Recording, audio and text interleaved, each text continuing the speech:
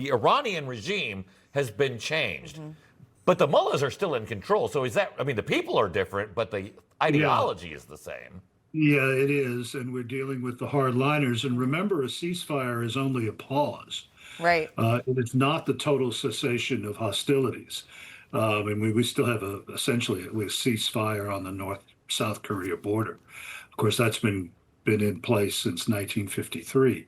But no, we're giving diplomacy a chance. The president always defaults to that position. I think it's the right thing to do in any conflict, to look for a way to stop the killing. But look, these are the last people on the planet that you can trust. Remember, they still have about 440 kilograms of uranium that we don't have possession of. We know it's not been destroyed.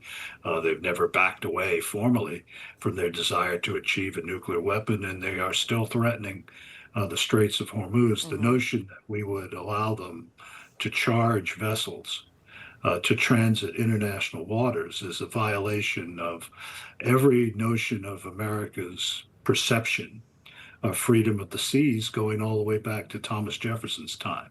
So we still have a long way to go. And to use your words, to give diplomacy a chance, that's what they're doing in these next 2 weeks. So what happens after that? What do you see happening when this 2-week deadline's up? Well, if they don't relieve the pressure on the Straits, then I think the campaign continues.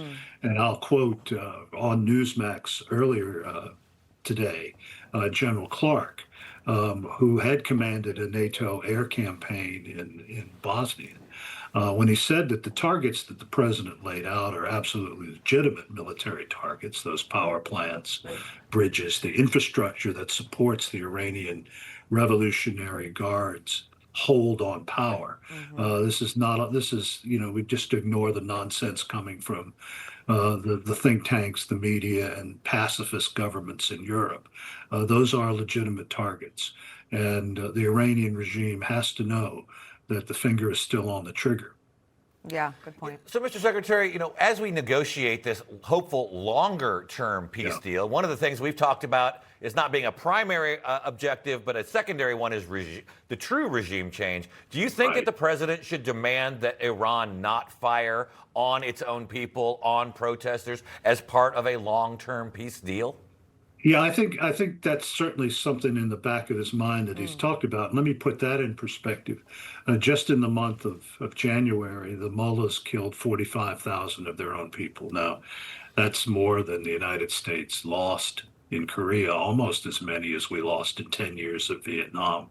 That's the kind of savagery and dark age leadership that exists in Iran. Yes, I think so. And in the end, we hope these are not the military objectives. The military objectives are one thing, but we can only hope that the people are able, as they were with the Shah, to come to the streets, force the army to turn its guns on the revolutionaries, turn their guns on the regime, and finally end this nightmare for a very proud and ancient civilization.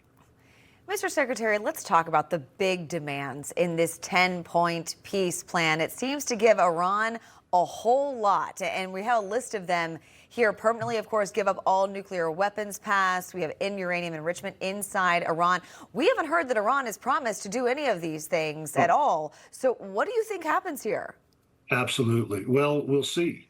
The president will demand that they do these things. I mean, look, the protection for Iran's regional proxies, that's never going to fly. Right.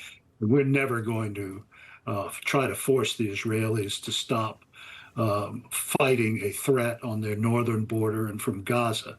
In fact, the Jordanians and most of the Arabs would not agree to that, because outfits like Hamas, particularly the Muslim Brotherhood, these are the folks who killed Sadat, tried to kill the King Abdullah of Jordan's father multiple times, tried to dethrone the Saudi regime.